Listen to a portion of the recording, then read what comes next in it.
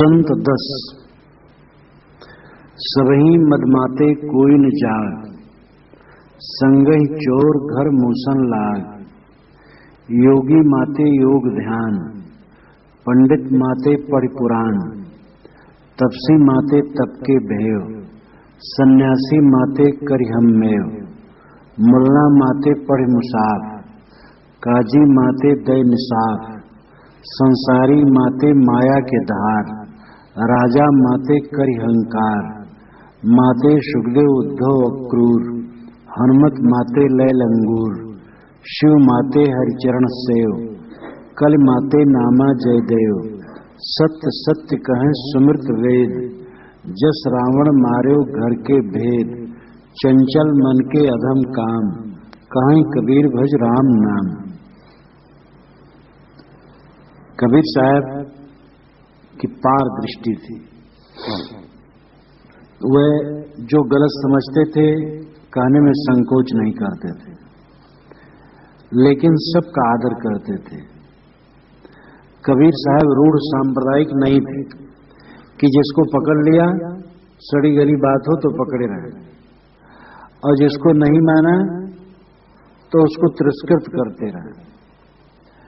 वो जिसको मानते थे उसको भी कहते थे जो गलतियां उसमें होती थी, और जहां गलतियां होती थी उस गलतियों का खंडन करते हुए उनकी सच्चाइयों को मानते थे। और ये दुनिया के सारे विद्वान जो कबीर के अध्येता हैं सभी मानते हैं कि ये वास्तविकता है। नाम ले लेकर के वे खंडन करते हैं और नाम ले करके वे वंदना भी करते हैं। जैसे इसकी बिल्कुल अपोजिट में है शब्द में, संतो मते मात जन रंगी। पियत पियाला प्रेम सुधारस मत वाले सत्संगी। अर्धे उर्धे भाठी रूपिन लेत कसारस गारी। मोदे मदन काट क्रम कसमल संतत ज्योत अगारी। गोरख दत्त वशिष्ठ व्यास कप नारद शुकमुनि जोरी। बैठे सभा शंभु सनकादिक तांफिरे अधर कटोरी। अम्बरीश और जाग जनक जड़ शेष सहस मुख फाना। कालों गनो अनंत कोटिलो अमहाल महल दीवाना। ध्रुव प्रहलाद विभीषण माते माती शिवरी नारी। निर्गुण ब्रह्म माते वृंदावन अजहू लाग खुमारी। सुर नर मुनि यति पीर औलिया जिन रे पियातिन जाना। कहें कबीर गूंगे की शक्कर क्यों कर करें बखाना। इसमें कोई छुटा नहीं, करीब करीब सभी वर्गों के लोगों को समेट लिया। गोरख, दत्तात्रेय, वशिष्ठ, व्यास, कप यानी हनुमान जी, नारद, शुक यानी सुखदेव मुनि, नारद शुक मुनि जोरी। बैठे सभा शंभु सनकादिक सनक सनंदन सनातन सनत कुमार। ताफिरे अधर कटोरी। अम्बरीश और याग यानी याज्ञवल्क्य और जनक और जड़ यानी जड़ भरत। शेष सहस मुख फाना। कालो गनो अनंत कोटि माल माल दीवाना। ध्रुव प्रहलाद विभीषण माते माती सबरी नारी। निर्गुण ब्रह्म माते वृंदावन अजहू लाख कुमारी। सुर नर मुनि यत यानी त्यागी। पीर ये मुसलमानों की आ गई। औलिया पीर और औलिया गुरु और तपस्वी उनके। जिन रे पियातिन जाना, जिन्होंने मस्ती की शराब पिया वही जानता है। कहें कबीर गूंगे की शक्कर क्यों कर करे बखाना। गूंगा शक्कर खा ले तो कैसे बताए। यहां उनका भाव है कि कोई भी परमार्थ परायण हो, कुछ मानता हो, कैसे रहता हो, अगर माया मोह से रहित है तो दुनिया के द्वंद्व से रहित है। मीरा देवी कृष्ण के दैहिक रूप में ज्यादा मतवाली रहती थी, लेकिन दुनिया से उनको वैराग था और निर्मल चित्त था, मग्न थी। चैतन्य महाप्रभु कृष्ण कृष्ण कृष्ण कृष्ण कहते कहते एकदम वहां जगन्नाथ में रहते थे जिस भवन में, तो सर अपना रगड़ डालते थे खूनिया खून हो जाता था कई बार। समुद्र में जाके बस कृष्ण कृष्ण कहते कूद पड़ते थे। अब अंततः उनका पता नहीं लगा। लगता है कि किसी रात को गए और कृष्ण कृष्ण कहते हुए कूद पड़े होंगे, डूब गए होंगे।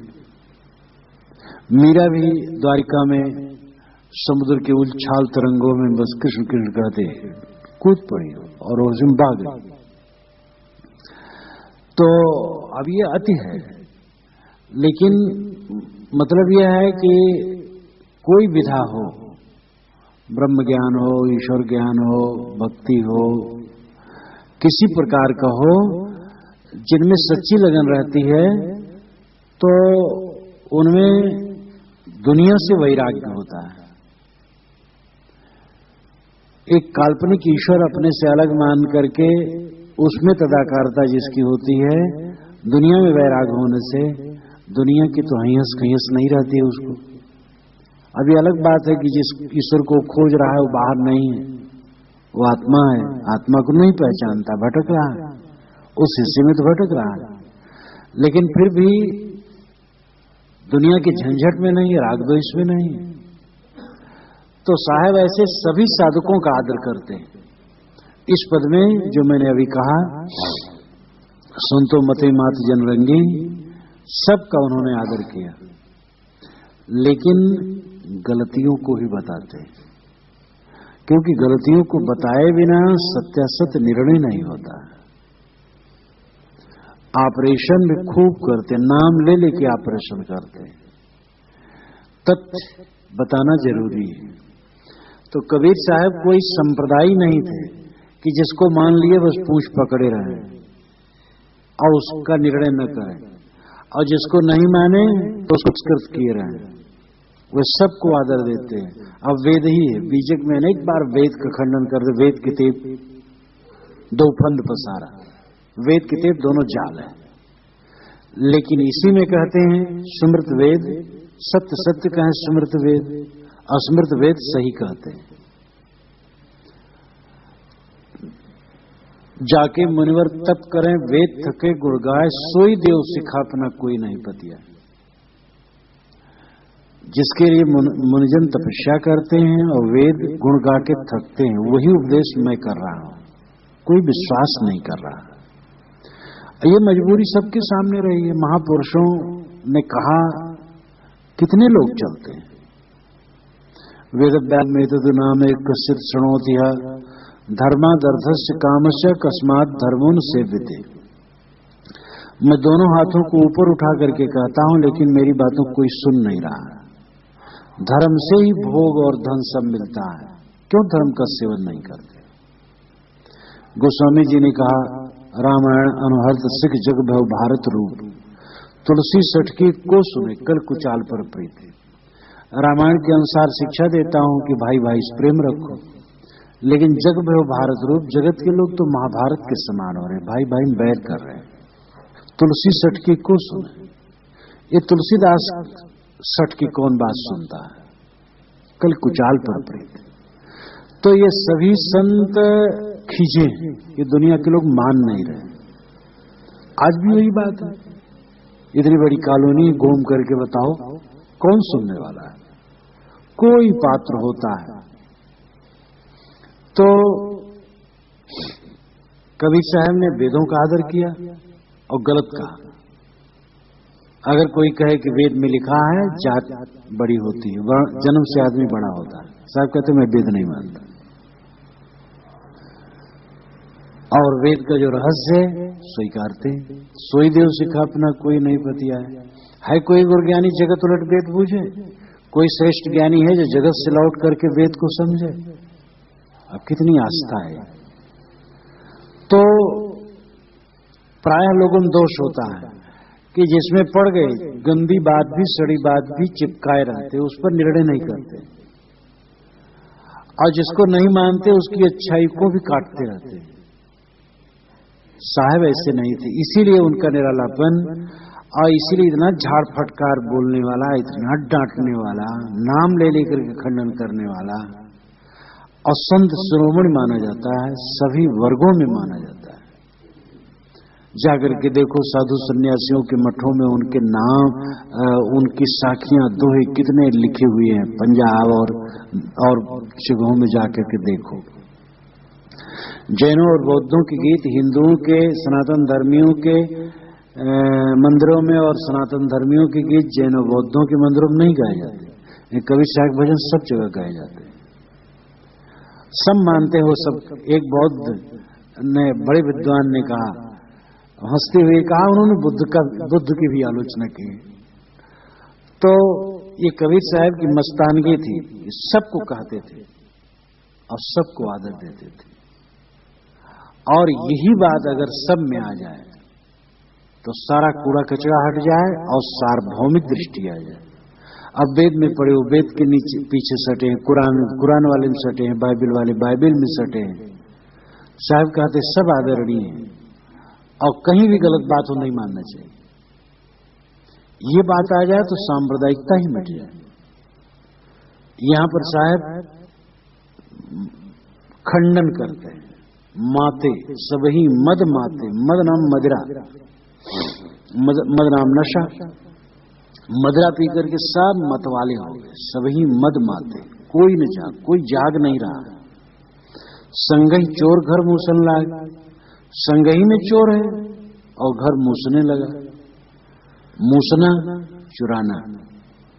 मैंने एक दिन कहा था, मूसक चूहे को कहते हैं, वो चुराता है, दूसरे की चीजों को लाला करके छिप छिप करके अपने बिल में रखता है, इसलिए मूसक चुराने वाला है। इसलिए चोर को भी मूसक कहा जाता है। लब्धापचा बहुन लाभान चिरम भुक्ता सुखान्य रिक्त हस्तस्य नगनस्य या शाम मुस्तो जथा।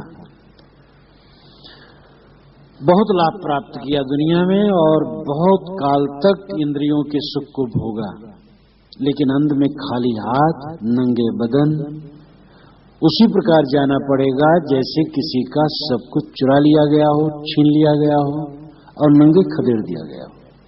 या शाम मुस्तो जथा।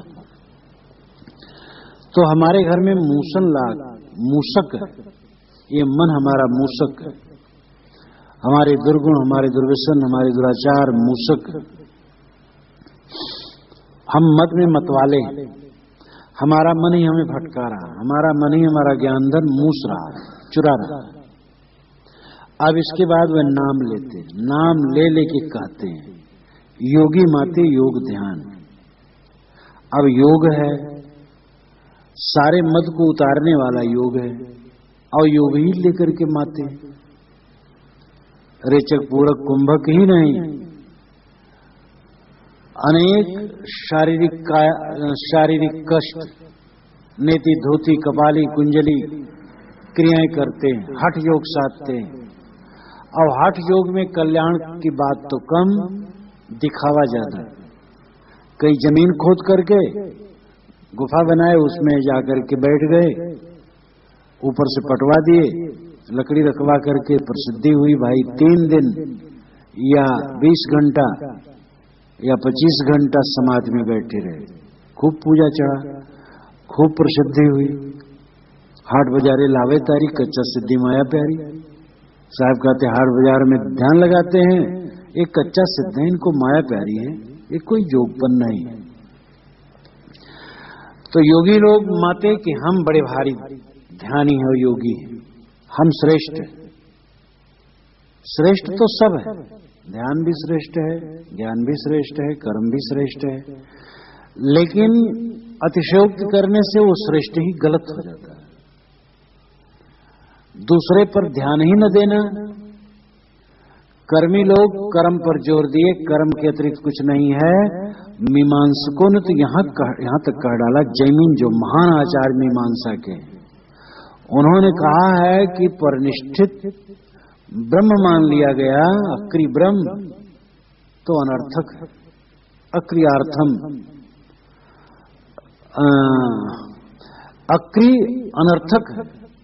जहां अगर माना गया वेद में किसी पद का यह अर्थ माना गया किसी मंत्र का कि एक अक्रि ब्रह्म है, तो यह अनर्थकता है, क्योंकि वेद के सारे मंत्र कर्मकांड में प्रयुक्त है। ब्रह्म भी एक देवता है, सब देवता, ब्रह्म भी एक देवता है, बस क्रिया होनी चाहिए, और कर्मकांड में क्रिया है, और क्रिया छोड़ करके एक ब्रह्म मान करके बैठ गए तो वेद ही गड़बड़ हो जाएगा। तो उन्होंने ब्रह्म का खंडन किया और कहा कि सब देवता हैं और क्रिया ही उसमें हेतु है।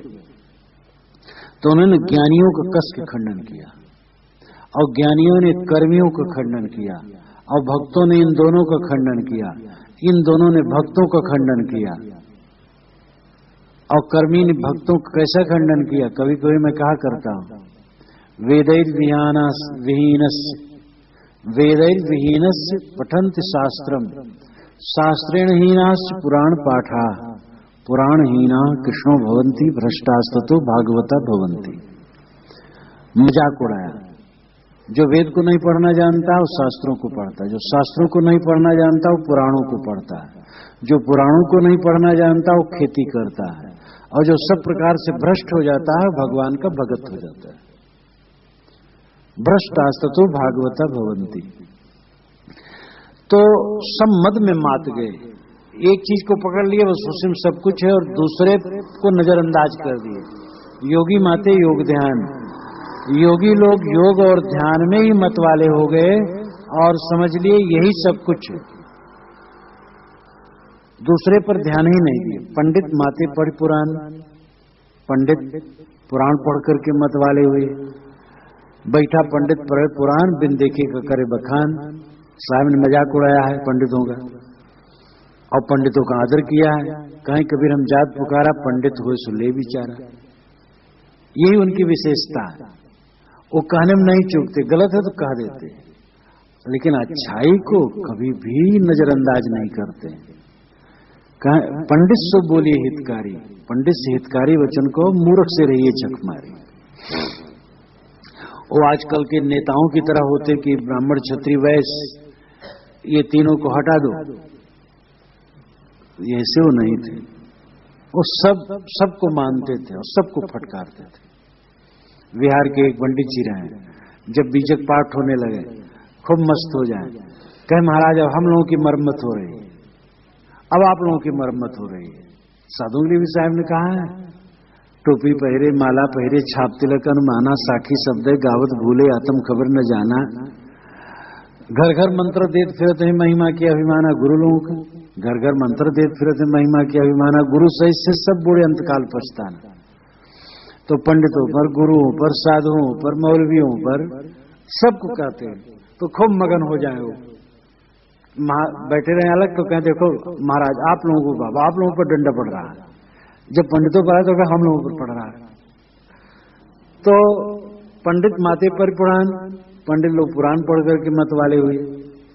अब पुराण में जितनी बातें हैं ज्ञान की बातें बीच बीच में हैं, लेकिन जितनी उपोद्घात हैं, जितनी लीलाएं हैं, सब काल्पनिक, घोर काल्पनिक।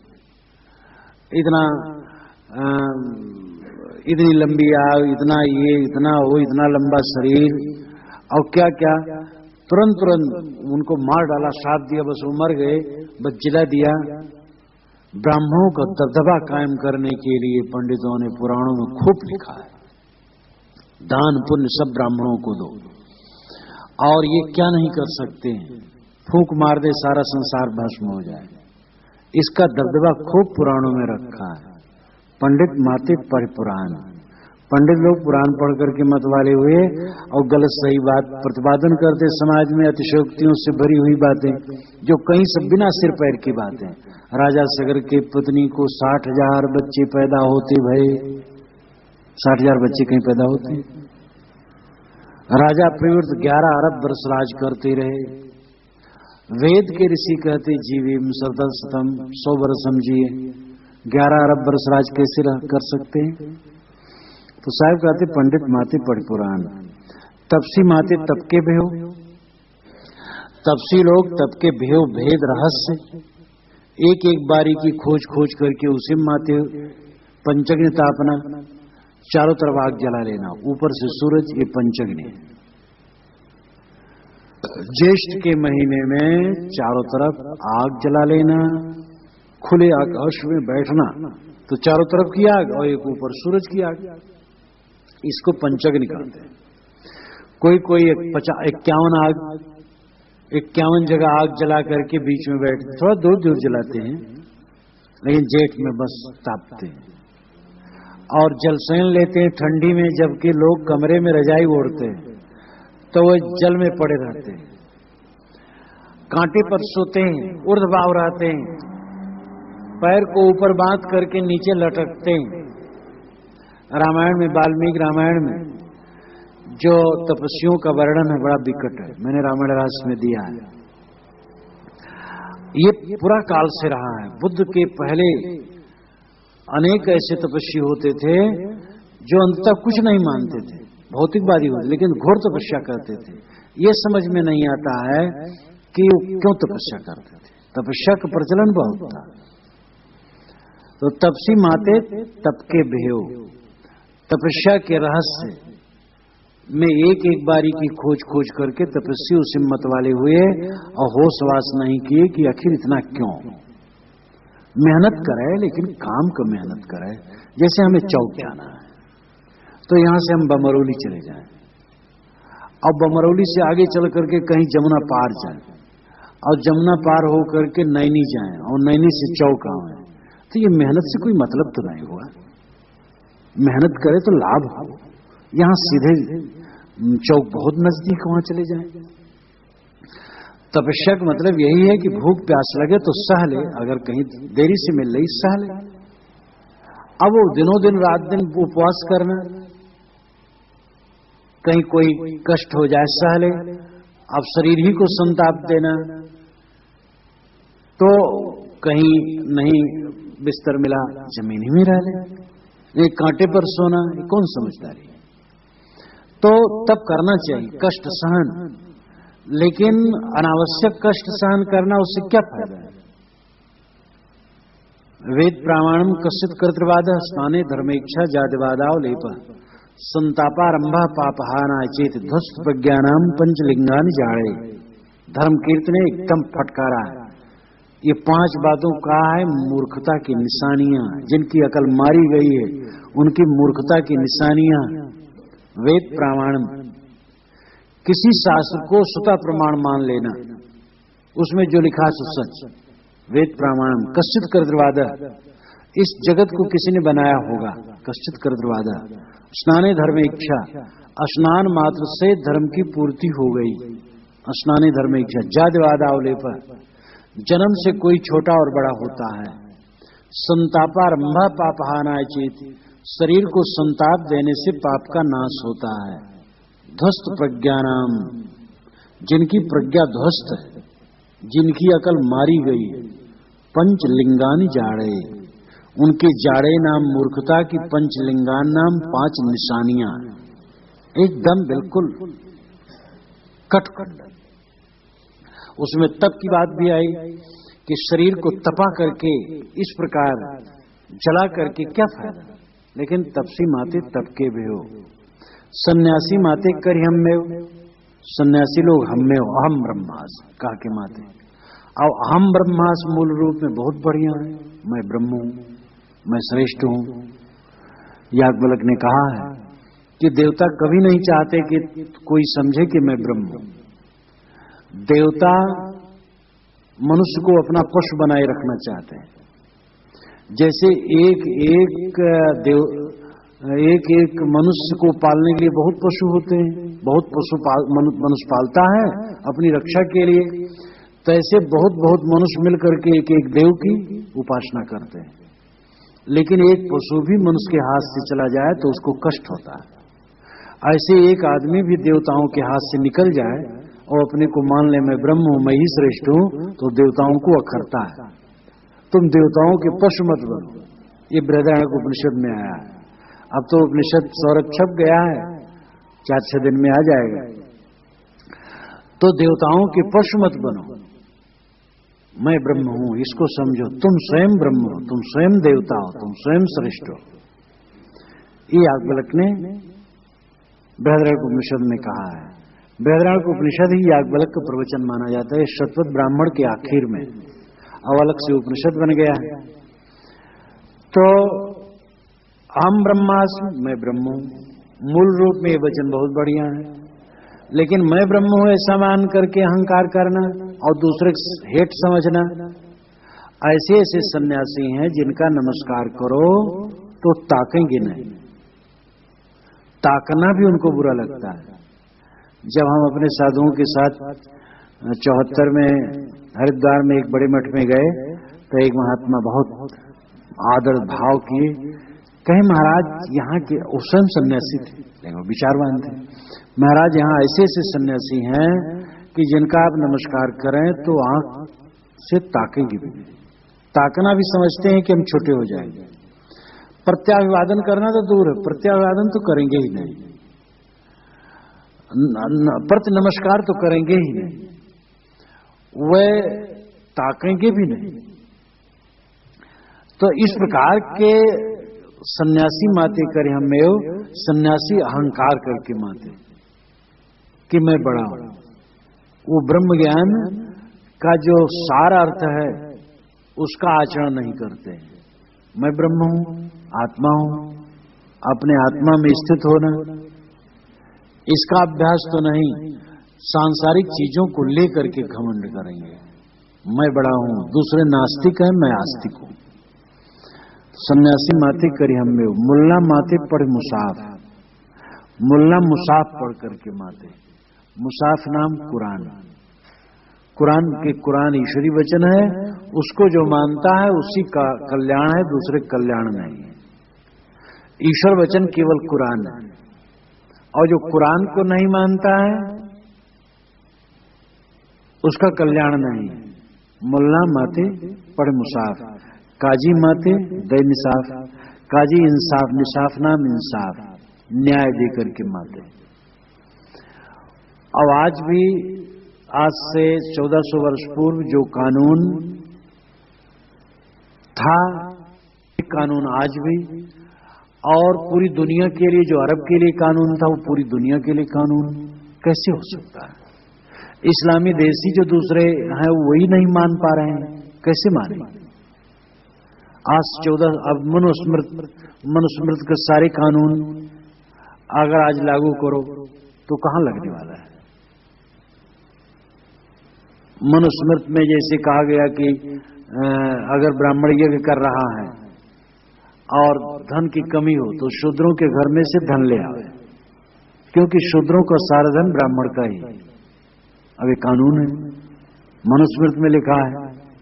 आज कोई ब्राह्मण जाए शूद्र के घर में धन लाने के लिए छीने, वो तुरंत जेल में जाएगा। तो अब उस समय वो कानून ठीक नहीं था, लेकिन चलता था, या कितना चलता होगा न चलता होगा उन्होंने लिख दिया था। बहुत ऐसी चीजें हैं तो लिखी जाती हैं लेकिन चलती नहीं, जो उसमें लोगों ने लिख दिया लेकिन वो बात चलती नहीं। तो काजी माते दे निसाफ, काजी लोग निसाफ इंसाफ दे करके माते कि हम इंसाफ करने वाले हैं और हम न्याय देने वाले हैं और हम जो कहेंगे उसको मानना पड़ेगा, इसी मत वाले हुए। संसारी माते माया के धार, संसारी माया के धार में माते, माया के धार स्त्री पुत्र धन दौलत मान बढ़ाई, इसी में बदहोश हो गए। यही समझ लिए ये भोग विलासी सच है, ये प्राणी पदार्थी सच है, ये माया मोही सच है, और इसी में रात दिन डूबे रह गए। राजा माते कर अहंकार, राजा लोग अहंकार करके माते, विश्व अहंकार उनको आया, विश्व अभिमान। मादे सुखदेव उद्धव अक्रूर हनुमत माते ले लंगूर। सुखदेव उद्धव और अक्रूर ये ज्ञानी थे, और दो प्रकार के ज्ञानी आत्मज्ञानी माने गए हैं। एक आत्मज्ञानी है जो देहादि को सब समय अलग मानता है कि देह और संसार अलग है और आत्मा अलग है, और एक ज्ञानी ऐसे होते हैं कि अंत में मान लेते देह और संसार मेरा ही स्वरूप है, ये मुझसे अलग नहीं है, जिसको द्वैत ब्रह्मवाद कहा जाता है। साहब को ये बात बारंबार खटकती है और इसका वो खंडन करते हैं कि देह मेरा स्वरूप कहाँ है, संसार मेरा स्वरूप कहाँ है। देह और संसार ये आत्मा दोनों से अलग है। तो संसारी माते माया के धार, मादे सुखदेव उद्धव अक्रूर। सुखदेव उद्धव अक्रूर ये सारा संसार अपना स्वरूप मान करके उसमें ही मात गए। ब्रह्मज्ञानी, कितने ब्रह्मज्ञानियों ने कहा है कि ये चांद सूरज पृथ्वी नक्षत्र सब मैं हूं, ये सब मेरी तरंग है, मैंने ही सूरज को छुआ है, मैंने ही चांद को छुआ है, यानी मैं समझ गया हूं कि चांद सूरज मैं ही हूं।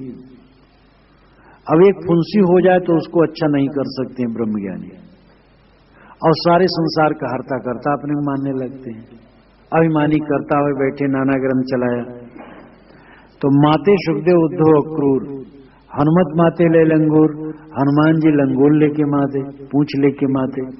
हनुमान जी के विषय में तो रामायण में ही आया है कि उनको घमंड हुआ तो घमंड चोर हुआ। एक रामायण में लिखा है कि जब वे लंका गए तो बस आगे चले गए एक आश्रम में, वहां नारद का आश्रम था। तो नारद के आश्रम में पहुंच गए, उन्होंने कहा मेरे लिए एक कुटिया दे दीजिए। कहे ठीक है, रहने की जगह तो एक छोटी कुटी बता दिए। तो हनुमान जी को अहंकार हुआ तो अपना शरीर बहुत विशाल बना लिया। कहीं कुटी में कैसे मैं रहूंगा इतना बड़ा शरीर। तो नारद जी ने बर्फ गिराया अपनी महिमा से, इतनी बर्फ गिरी कि हनुमान जी सिमट करके छोटे हो गए। तो दूसरे दिन स्नान करने गए सरोवर में, तो नारद जी की प्रेरणा से एक चोंक उनके नाभि में लग गई, ढोड़ी में, और छुटवे नहीं करे, कितनों हटावे नहीं छूटे। तो नारद से वो बहुत रोए गए। तो नारद ने अब कृपा करके हटा दिया। एक जोंक नहीं हटा पाए तो और क्या कर सकते हैं। तो ये पंडित लोग भी सबकी मट्टी पलित कर देते, वो भी। हनुमान जी को बड़ा गर्व हुआ तो अंत में उनका अहंकार चूर्ण हुआ। इसी प्रकार कई जगह आया है।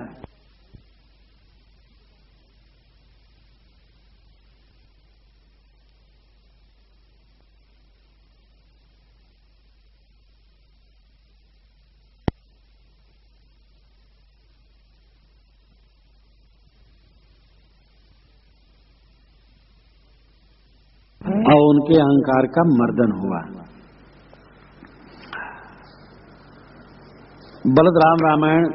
बलराम दास की रामायण में लिखा है कि लंका विजय के बाद जब हनुमान जी श्री राम जी के साथ भरद्वाज आश्रम में आए, उनको बड़ा गर्व था कि इस विजय में ही कारण हुआ हूं। तो श्री राम ने भरद्वाज के आश्रम के पास एक वन में भेजा किसी काम के लिए। तो वहां वे गए तो एक असुर नाम के व्यक्ति से वो परास्त हुए। वहां उनको मुंह की खानी पड़ी। ऐसी कई जगह ऐसी बातें आई हैं। तो हनुमत माते ले लंगूर, लंगूर से तो ये पूंछ तो हनुमान को थी नहीं, लेकिन जैसे लोग मानते उसके अनुसार साहब कह रहे हैं। शिव माते हर चरण सेव, शिव जी हर यानी विष्णु की चरण सेवा करके माते, उसी में एकदम मत वाले हो गए और समझ ली इतने सब कुछ है। चरण सेवा तो ठीक है, लेकिन अंततः आत्मा के विश्राम का स्थल देह नहीं। कोई गुरु की उपासना करे ठीक है, लेकिन अंततः गुरु की देह में स्वरूप स्थित तो नहीं होगी। स्वरूप स्थित तो स्वरूप में होगी, आत्मा में होगी। तो केवल विष्णु की आराधना मात्र से सब कुछ समझ लेना। साहब कहते इस प्रकार शिव माते, कल माते नाम जयदेव, कल काल में नामदेव और जयदेव माते। नामदेव महाराष्ट्र के थे, ये राम उपासक थे, और जयदेव बंगाल के थे, ये कृष्ण उपासक थे। तो ये दोनों एकदम व्यक्ति शरीर में ही मत वाले हो गए, देह के सगुण उपासना ही में पूरा पूरा अपने को डुबा दिए। सत्य सत्य कहें सुमृत वेद, जस रावण मारे घर के भेद। सत्य सत्य कहें सुमृत वेद, अस्मृत और वेद सत्य कहते हैं। यहां साहब अस्मृत और वेद दोनों को आदर देते हैं, जबकि वो कहते भल सुमृत जहां हो रमैया राम। हे रमैया राम, तुमने स्मृतियों में अपने को बहुत खोया। यानी जितनी स्मृतियां धर्म ग्रंथ हैं उसमें जात पात का बकवास लिखा है ज्यादा, और हिंसा लिखा है, और अनेक प्रकार प्रपंच लिखा है। तो साहब ने कहा कि तुमने स्मृतियों में अपने को खो दिया, लेकिन यहाँ स्मृत और वेद दोनों का आदर करते हैं, क्योंकि उसमें ज्ञान की बातें भी है। मनुस्मृति में ही है, सर्वम परवशम दुखम सर्वम आत्मवशम सुखम। परवस्था ही सब प्रकार दुख है और आत्मवस्था ही सब प्रकार सुख है। इंद्रियों के बस हो जाना दुख है, अपने आप में रहना सुख है। अब ये स्मृत वचन आदरणीय है।